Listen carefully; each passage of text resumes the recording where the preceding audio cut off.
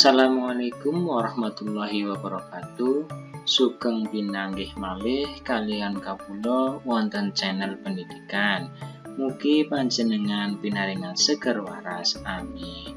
Wonten wekdal saniki monggo kita sesarengan sinau basa Jawa. Wonten materi ingkang badhe dipun sinauni inggih menika judulipun unggah-ungguh basa Jawi. Unggah-ungguh basa Jawi miturut Catur Wisnu Sasongko menika dipunbagi dados sekawan. Ingkang angka kaping setunggal inggih menika ngoko lugu. Ingkang angka kaping kalih inggih menika ngoko alus. Kaping 3 kromo lugu, kaping sekawan kromo alus. Ini adalah materi tentang unggah-ungguh bahasa Jawa yang menurut Tur Wisnu Sasongko itu ada 4. Yang pertama adalah ngoko lugu, ngoko alus, kromo lugu, dan kromo alus. Dilajengaken, basa Jawi ngoko lan kromo menika kaginakaken bebrayan agung kangge sarana setunggal norma lan etika utawa unggah-ungguh utawa tata krama. Nomor kalih pakurmatan saha kekadangan utawa keakraban. Nomor 3 mranata jumbuhing kalenggahan utawi social distance utawi jarak sosial.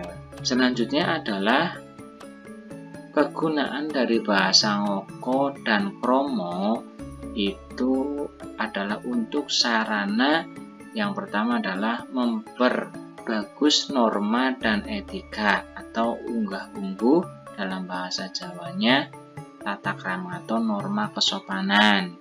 Terus yang kedua adalah ketika menggunakan bahasa ngoko dan kromo itu berfungsi sebagai penghormatan dan tanda keakraban. Yang ketiga, menggunakan bahasa kromo itu adalah untuk membedakan jarak sosial. Misalkan pimpinan dengan anak buah. Jadi di situ ada penggunaan bahasanya harus disesuaikan. Apakah nanti ngoko, apakah kromo. Salajengipun ginanipun tembung ngoko atau gunanya tembung ngoko atau penggunaan dari bahasa ngoko. Ingkang nomor setunggal inggih menika dipun ginakaken lare kalian lare. Jadi bahasa ngoko itu yang pertama digunakan oleh anak kepada anak. Salajengipun kanca ingkang umur lan pangkatipun sami lan srawungipun sampun supeket sanget. Tembung ngoko yang kedua itu digunakan oleh teman yang umur atau usia dan pangkatnya sama dan telah kenal akrab.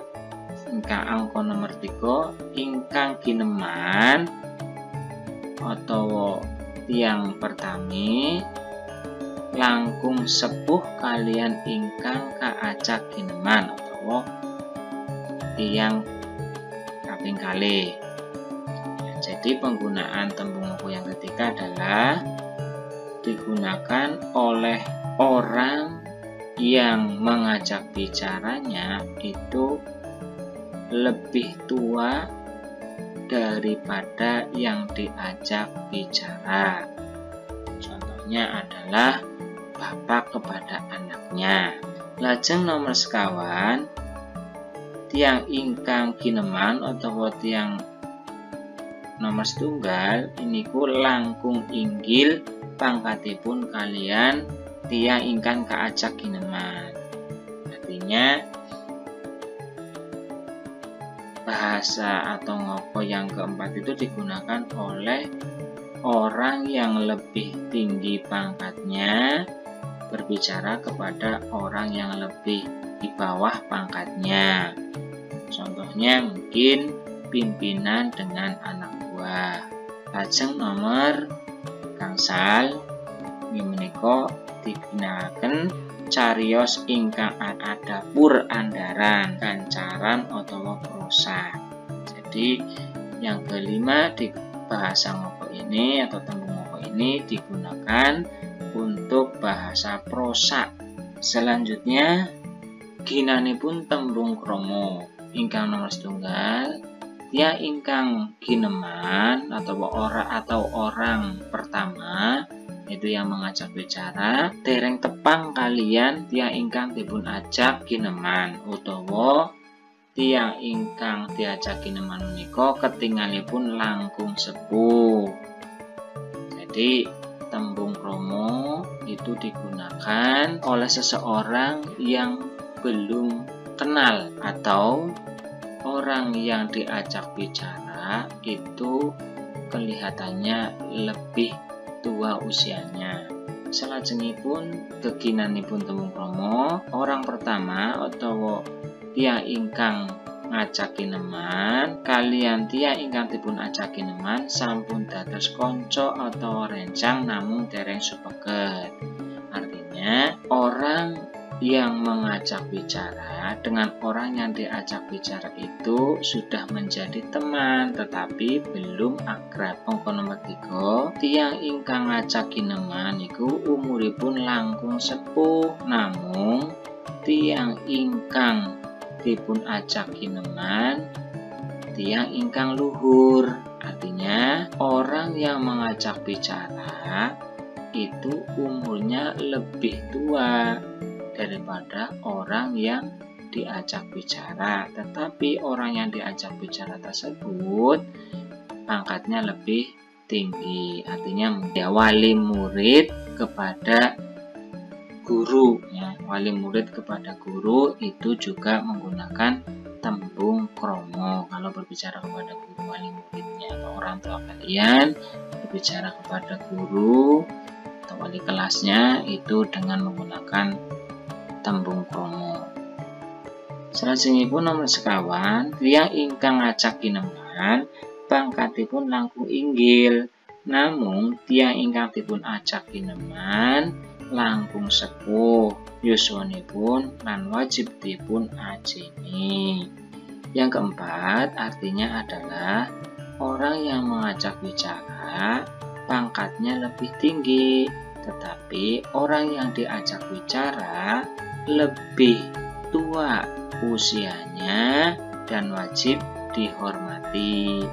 Nah, contohnya ini guru yang usianya lebih muda atau guru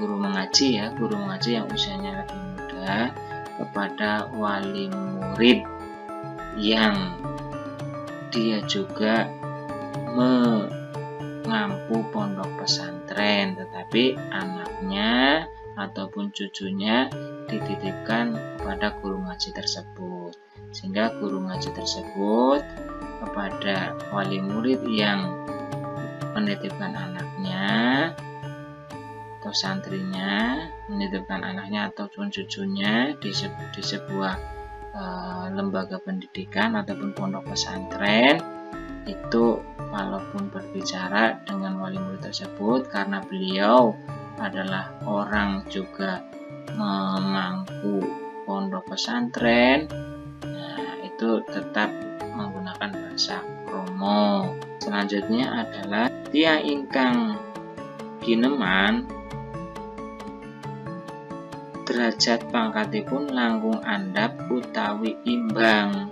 Jadi artinya orang yang mengajak bicara itu derajat dan pangkatnya lebih di bawah dibandingkan dengan orang yang diajak bicara atau sama-sama derajat dan pangkatnya dengan orang yang diajak bicara. Salajengipun nomor 6, tiyang ingkang ngajak Gineman langkung 6 yuswanipun, namung tiyang ingkang dipun ajak guneman atau tiyang kalih langkung sepuh ingkang wajib dipun naosi. Nomor 6 artinya 01 itu artinya orang yang mengajak bicara. Orang yang mengajak bicara itu lebih muda usianya dibandingkan dengan orang yang diajak bicara, tetapi orang yang diajak bicara itu lebih tua dan wajib dihormati. Salajengipun bentuk utawi wujudipun unggah-ungguh basa Jawi. Ingkang nomor utami inggih menika ngoko lugu. Ngoko lugu inggih menika bahasa ingkang panggunaane boten wonten kecampuran basa krama. Biasane ana ater-ater tripurasa yaiku dak, tak, kok, ko, di. Ater-ater tripurasa itu tambahan atau imbuhan dalam bahasa Indonesianya, utawa tembung sesulih purasa. Itu contohnya aku, kowe, dheweke. Itu adalah ngoko lugu, yaitu bahasa yang digunakan tidak mengandung bahasa ngok.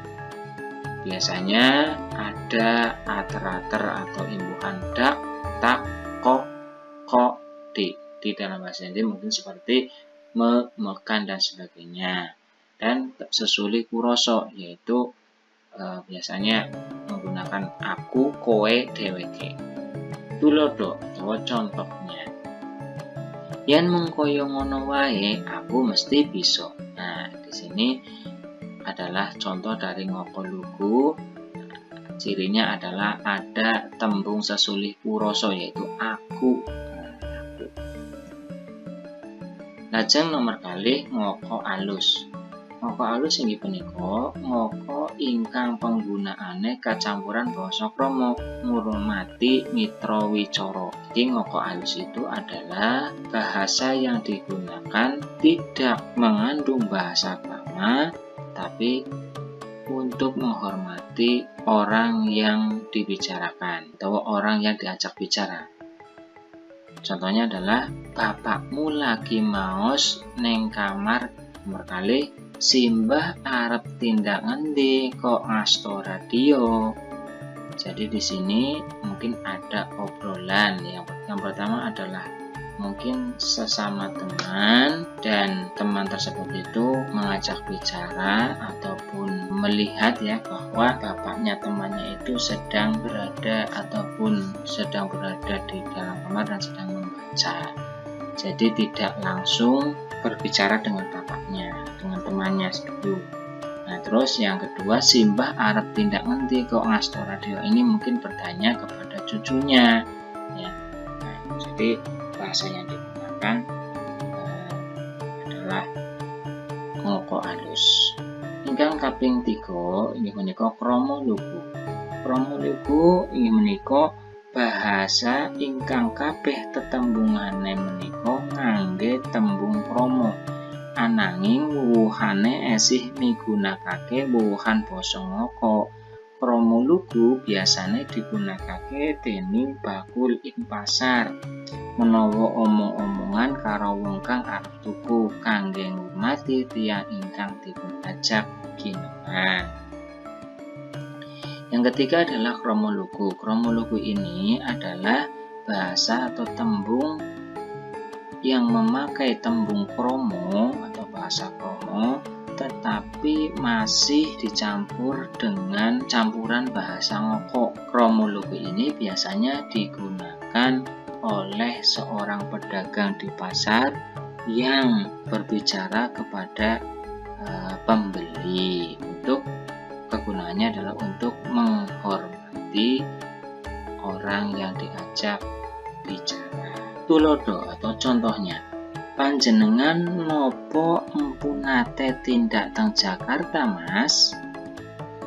Jadi lebih halus lagi daripada ngoko halus. Yang keempat atau angka ingkang nomor sekawan inggih menika krama alus. Inggih menika kabeh tetembungane krama kabeh. Krama alus digunakake kanggo wong nom menawa matur marang wong tuwa, anak buah marang pimpinan, lan wong sing durung kenal. Jadi krama alus ini digunakan bahasanya semua adalah kromo semua, tidak ada campuran dari ngoko. Krama alus ini digunakan oleh orang yang lebih muda kepada orang yang lebih tua, seperti anak kepada bapak, kemudian anak buah kepada pimpinan, atau orang yang belum kita kenal. Itu maka menggunakan krama alus. Contohnya, para pemirsa kakung putri wanci inggih yaran menika kula badhe ngrembag babagan basa saha kesusastran Jawi. Di sini biasanya untuk krama alus ini digunakan untuk rapat-rapat resmi atau pertemuan, seperti di tahlilan, untuk acara atau pernikahan. Di situ juga ada. Cekap semanten riyin penjelasanipun, pilih wonten klintah-klinthahipun atur kula nyuwun agung ing pangarsani. Matur nuwun. Wassalamualaikum warahmatullahi wabarakatuh.